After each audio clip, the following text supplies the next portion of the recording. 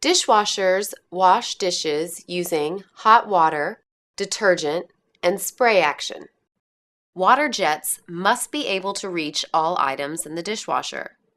Therefore, proper loading of the dishwasher is critical for excellent wash and dry performance.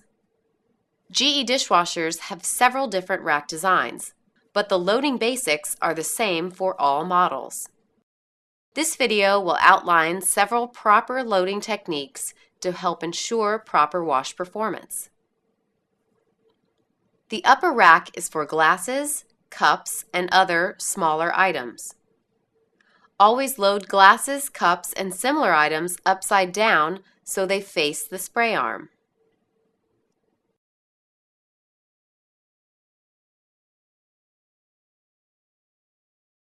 Large items should be placed in the lower rack. Plates, platters, and similar items should be placed vertically. This allows the water jets to pass through the items for better wash and dry performance. Utensils should be placed in the silverware basket, mixing knives, forks, and spoons to prevent nesting. Do not load any item in a way that will block the movement of a spray arm.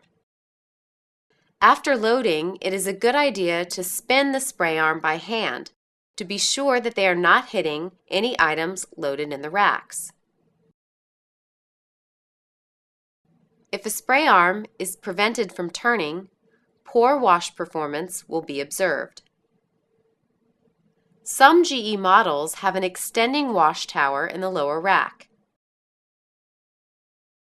The lower rack in these models will have a guard that is designed to provide a space for the tower to rise. Do not block this tower. If the tower is blocked, poor wash performance will be observed. Checklist.